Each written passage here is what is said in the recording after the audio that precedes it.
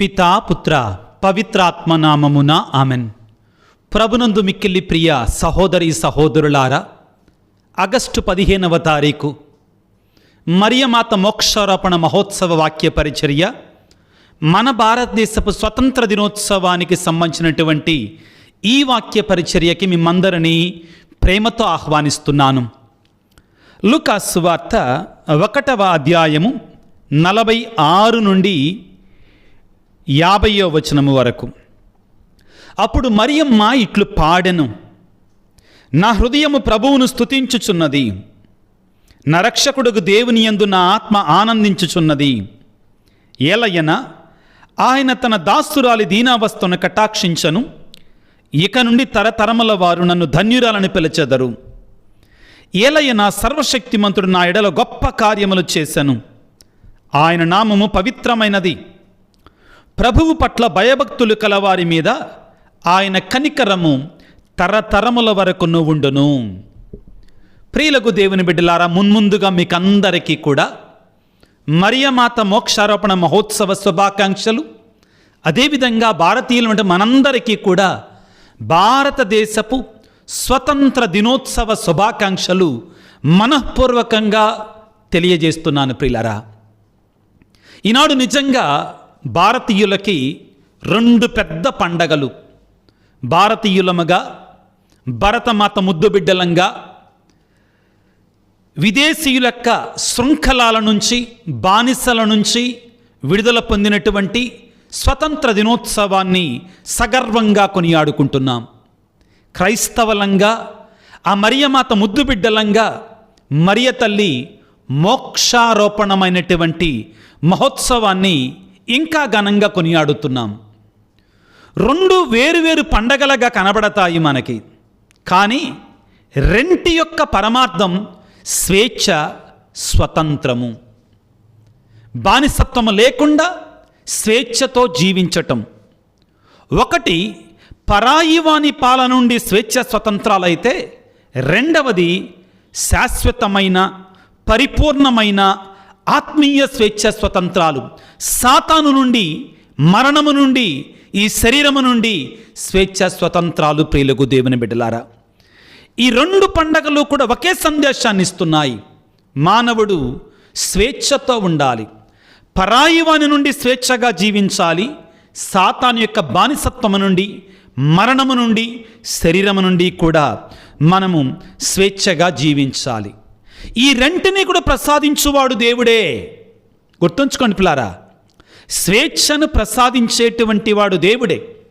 ప్రియులారా, అనాది కాలము నుండి బైబిలులో మనం తెలుసుకున్నటువంటి, నేర్చుకున్నట్టు దేవుడు ఒకని కింద ఒకడు బ్రతకటం అనేటిది, బానిస బ్రతుకు అనేటువంటిది సమంజసము కాదు.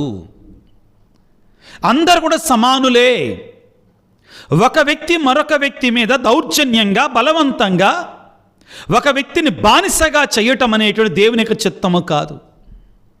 ఈ విషయాన్ని మనం నిర్గమకాండములో ఇశ్రాయేలు ప్రజలు ఐగుప్తు దేశీయుల యొక్క బానిసత్వంలో బ్రతుకుతున్న సమయంలో స్వయముగా దేవుడే దిగివచ్చి వారిని స్వేచ్ఛ స్వతంత్రాల వైపు నడిపించారు. తద్వారా దేవుడు చాలా స్పష్టముగా మనకు సందేశాన్ని ఇస్తున్నాడు.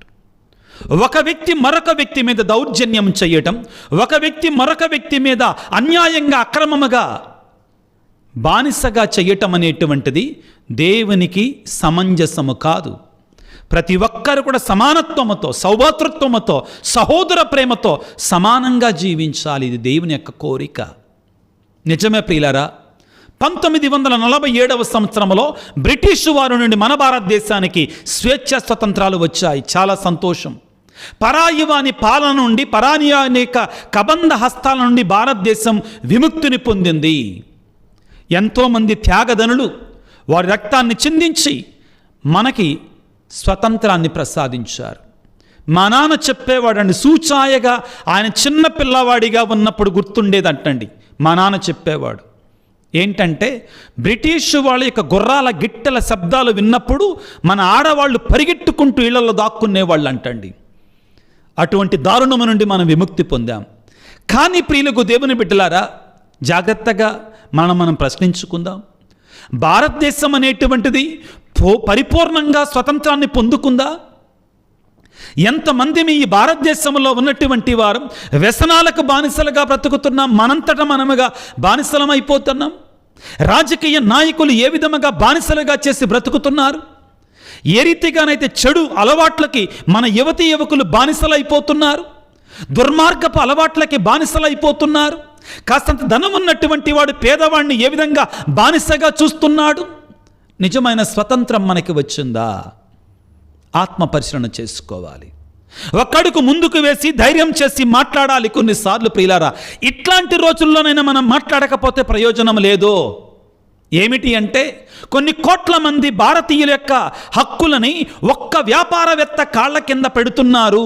గొప్ప గొప్ప రాజకీయవేత్తలు, అది అదానీ కావచ్చు, అంబానీ కావచ్చు. మన స్వతంత్రాన్ని తీసుకొని వెళ్ళి వాళ్ళకి అమ్మి వేస్తున్నాం. కాదంటారా? నిజం కాదంటారా ప్రియులారా? ప్రియులకు దేవుని బిడ్డలారా, ఇంకా మాట్లాడుకోవాలంటే నాకు నేనుగా నీకు నీవుగా ఒక సారా ప్యాకెట్ కోసం, ఒక బిర్యానీ ప్యాకెట్ కోసం, ఒక 1000 రూపాయల కోసం మన ఓటుని తాకట్టుగా పెడుతున్నాం మనం. కాదంటారా? మన ఓటుని బానిసగా చేస్తున్నాం మనం ఒకడి కోసం. స్వేచ్ఛగా స్వతంత్రంగా ఓటు హక్కును కూడా మనం వినియోగించుకోవట్లా. ఎవడో పరాయివాడు చేయట్లా, మనంతట మనమే ఒకడి కింద తల వంచుతున్నాం. కులం పేరిట, మతం పేరిట, జాతి పేరిట ప్రియులకు దేవుని బిడ్డలారా, మంచివారిని ఎన్నుకునేదానికి బదులుగా మనం ఈ వర్గాలుగా విడిపోయి ఆ వర్గాలకు బానిసలమైపోతున్నాం. భారతదేశంలో అన్ని దేశాల కంటే ఎక్కువ యువతీ యువకుల జనాభా ఉంది, కాదంటల్లా బాగానే ఉంది. కానీ ఎక్కడున్నారండి భారతదేశంలో స్కిల్డ్ లేబర్? ఇప్పుడు ఇతర దేశాలకు వెళ్ళండి, టాలెంట్ ఉన్నటువంటి వాడికి తగినట్లు పురస్కారం లభిస్తుంది అక్కడ. ఇక్కడ ఆలోచించుకోండి, కొన్ని విషయాలను మనం ధ్యానించాలి. యవ్వన ప్రాయంలో ఉన్న భారతీయులు యువతి యువకులు అనేటువంటి వారు కులానికి మతానికి పైకి వెళ్ళి ఉన్నతమైన ఆలోచనను ఆలోచించవలసినటువంటి మనం ప్రియులారా, ఇంకా మనని గాలం వేసి ఆడిస్తున్నటువంటి వాడి ఆటకి నాట్యం ఆడుతున్నాం. చాలామంది యువతి యువకులు చదువుకున్న మూర్ఖుల్లాగా మనం బిహేవ్ చేస్తున్నాం. మనం అందరినీ ఇంక్లూడ్ చేసుకోవాలి. కొన్నిసార్లు ఇది నా వ్యక్తిగత అభిప్రాయం, దీనివలన ఎవరైనా బాధపడితే నేనే దానికి బాధ్యుడిని. ఏంటి అది అంటే, నేను ఇతర దేశాలకు వెళ్ళినప్పుడు నా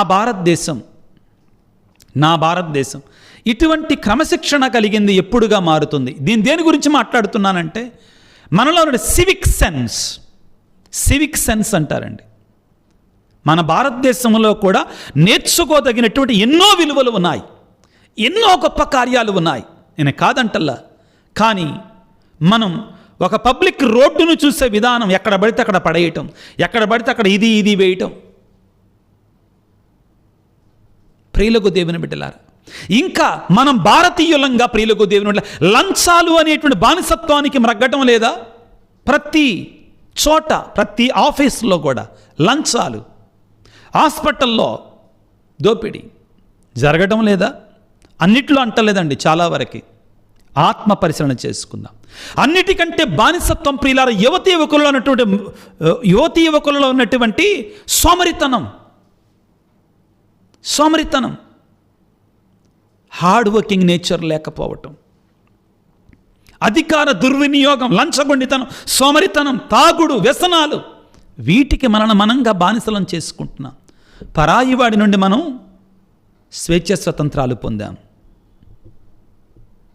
ప్రియులకు దేవుని బిడ్డలారా, ప్రారంభంలో నేను ఒక్కసారి ఈరోజు మనం భారతదేశపు స్వతంత్ర దినోత్సవాన్ని కొనియాడుకుంటుండగా ఈ కొన్ని మాటలు మీ మదిలో ఉంచాలి అనుకున్నాను.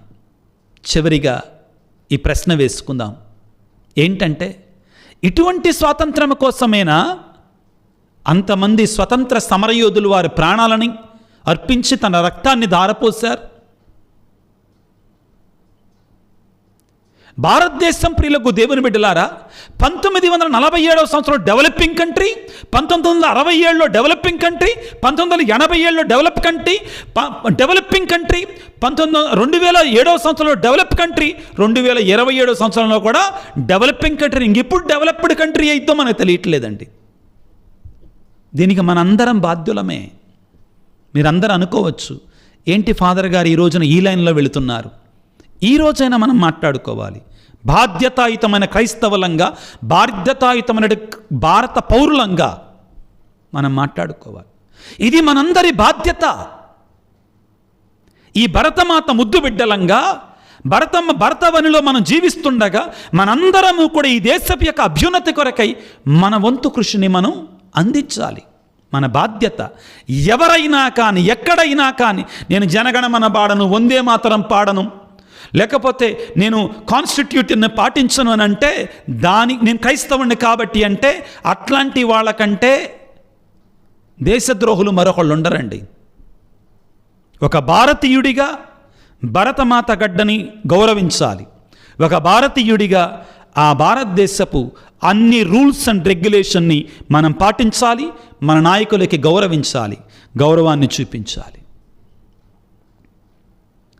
క్రీస్తునందు ప్రియులకు దేవుని బిడ్డలారా, ఈ తరుణములో యావత్ కథోలిక శ్రీసభ మరియమాత మోక్షారోపణ మహోత్సవాన్ని కొనియాడుతుంది. ఈ పండగ అన్నిటికంటే ముఖ్యంగా స్వేచ్ఛను గురించి మాట్లాడుతుంది, స్వతంత్రాన్ని గురించి మాట్లాడుతుంది. మరియమాత ఏ విధంగా స్వర్గస్థులయ్యారు అనే విషయాన్ని మనకి బైబిల్లో లేనటువంటి, బైబిల్లో మనకు 4 సువార్తలే ఉన్నాయి, ఇంకా వేరే రచనలు ఉన్నాయి. వాటిలో ఏమిటంటే ప్రోటో ఇఫంగేలియం ఆఫ్ జేమ్స్, యాకోబు గారి యొక్క సువార్త అని ఒకటి ఉంది. దానిలో మరియమాత స్వర్గ ఆరోపణ గురించి చాలా చక్కగా రాయబడి ఉంది. మనకి ఏమందుతుందంటే చరిత్ర ద్వారా మరియమాత మరణించారు అని అనుకొని ఆ పెట్టెలో పెట్టిన తర్వాత ఒక పునీతుడు ఆలస్యమైంది, మరియ తల్లి మరణించే వరకు ఆ సమయానికి రాలేదు. మిగిలినటువంటి వాళ్ళందరూ వచ్చారు. ఆయన కోసం మరలా ఆ పెట్టెను తెరిసేసరికి అక్కడ మరియ తల్లి స్వరూపం లేదు, మరియ తల్లి యొక్క శరీరం లేదు. ఆ స్థానంలో రోజా పూలు, లిల్లీ పూలు కూడా ఉన్నాయంటండి. ఎంతోమంది భక్తులకి మరియ తల్లి దర్శనమిచ్చి ఆ తల్లి ఆత్మ శరీరాలతో దేవుని సన్నిధికి ఎత్తబడింది అనే సత్యాన్ని తెలియజేస్తుంది. ఈ మోక్షారోపణ మహోత్సవం ప్రియులారా మనందరికీ ఏమి నేర్పిస్తుందంటే స్వేచ్ఛ స్వతంత్రాలను ఇచ్చేటువంటి వాడు దేవుడే. ఇదిగో యోహాను సువార్త 8వ అధ్యాయము 36వ వచనములో దేవుని కుమారుడు విముక్తి చేసిన వాడు నిజమైన స్వేచ్ఛను అనుభవిస్తాడు. ఆయనే మనకి నిజమైన స్వేచ్ఛనిచ్చేవాడు వాడు. రోమపత్రిక 6వ అధ్యాయం 22వ వచనములో పాపపు బానిసత్వము నుండి విడుదలై దేవునికి చెందిన జీవితమును పరిశుద్ధతకు నడిపిస్తుంది. అసలైన బానిసత్వం పాపానికి బానిసత్వం ప్రియులారా, లోకానికి బానిసత్వం, సైతానికి బానిసత్వం, శరీరానికి బానిసత్వం. మరియమాత వీటన్నిటినీ కూడా అధిరోహించి ఈనాడు స్వర్గాన్ని చేరుకుంటుంది. మరియ తల్లి ఈ రోజున మనకిచ్చే సందేశం ఏమిటి అంటే ప్రియులారా, ఇదిగో నేను మోక్షారోపణమయ్యాను కదా, నన్ను మీరందరూ ఆదర్శంగా స్వీకరించండి. నేను ఏ రీతిగానైతే నా కుమారుని చెంతకు, తండ్రి దేవుని దగ్గరకు, పరిశుద్ధాత్మ దగ్గరకు, పరలోకానికి ఎత్తబడ్డానో మీరు కూడా అదే విధముగా ఆ యేసయ్యను విశ్వసించగలిగితే, ఆ యేసయ్య వాక్యానుసారముగా జీవించగలిగితే మీరు కూడా ఆ దేవుని సన్నిధికి ఎత్తబడతారు, పరలోకములో భాగ్యాన్ని పొందుకుంటారు, క్రీస్తు మహిమలో పాలు పంచుకుంటారు. మరియ తల్లి ఇచ్చేటి సందేశం ఇది. కొరింథీయులకు రాసిన మొదటి లేఖ 15వ అధ్యాయం 20వ వచనంలో క్రీస్తు పునరుత్థానం పొందిన మొదటి ఫలమై విశ్వాసులకు నిత్య జీవిత మార్గమును తెరిచాడు ఆయన మొదటిగా. మరియ తల్లి కూడా అదే చెప్తుంది. క్రీస్తు మనకి మొదటి ఆదర్శమైతే స్వర్గానికి వెళ్ళటం, మరియ తల్లి తర్వాత ఆదర్శం. కాబట్టి వీరిరువురు కూడా మనకి మరణము తర్వాత జీవం ఉంది, మరణము అంతము కాదు, అది దేవునితో ఉండాలి, మనకి మమ్మల్ని చూడండి అని ఆదర్శంగా ఇస్తున్నారు.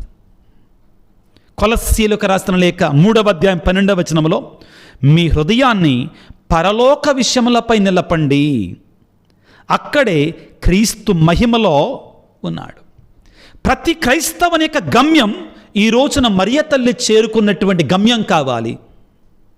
ప్రతి క్రైస్తవుని యొక్క ఆశ ఈరోజు మరియ తల్లి చేరుకున్నటువంటి ఆ స్వర్గరాజ్యం కావాలి. అవును ప్రియులారా, ఈ పండగ మనకిచ్చే సందేశం ఇదే. ఆ మరియ తల్లి ఎక్కడికైతే చేరుకుందో అక్కడికి మనందరం కూడా చేరుకోవాలి.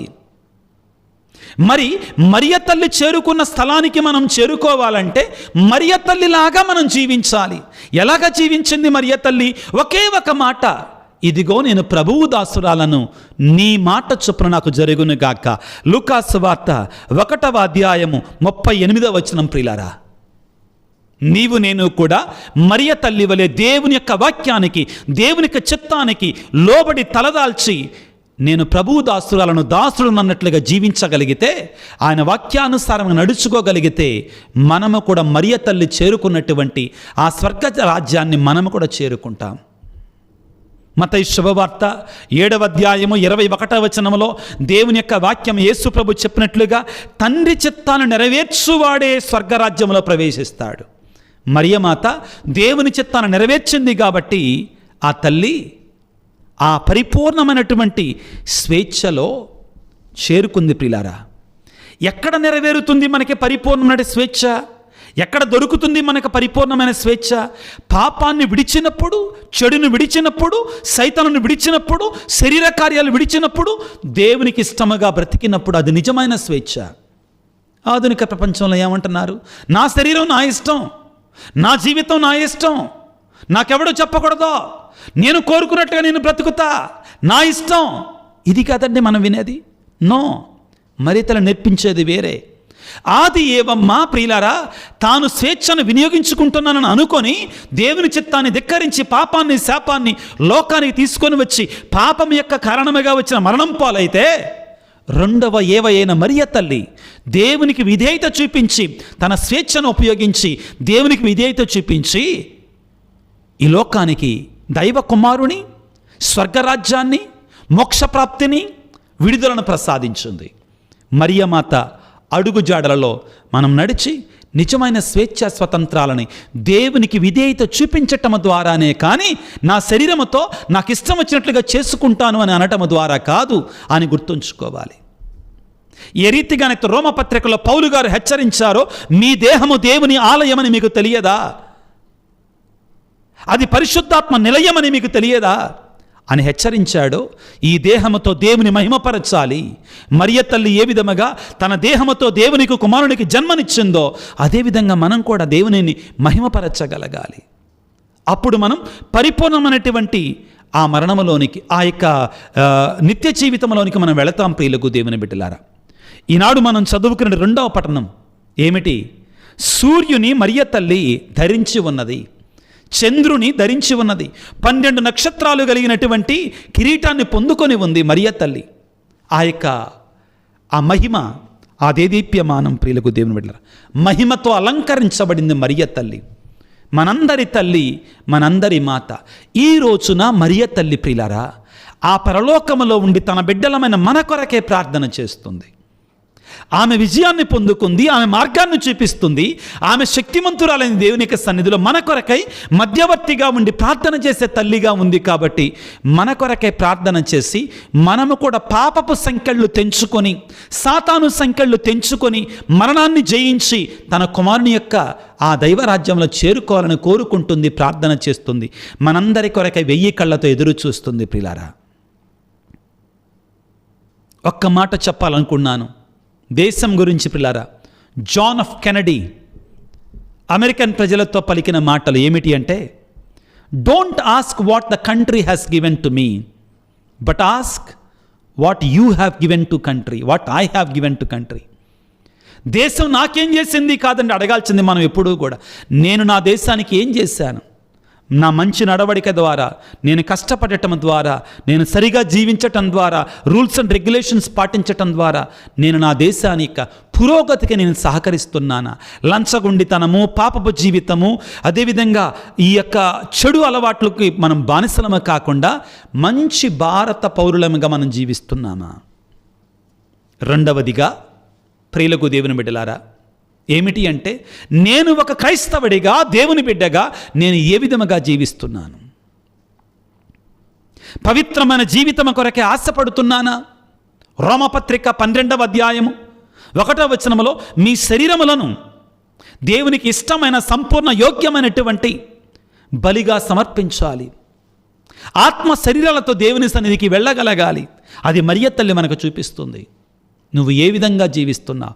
దేవుని చిత్తానుసారంగా జీవిస్తూ దేవుని యొక్క వాక్యానుసారంగా నువ్వు బ్రతకగలిగితే ఈ రోజున మరియ తల్లి చేరుకున్నటువంటి ఆ యొక్క స్వర్గరాజ్యంలో నువ్వు నేను చేరుకుంటా. ప్రార్థన చేద్దాం. 2 ఉద్దేశాల కొరకే ప్రార్థన చేద్దాం.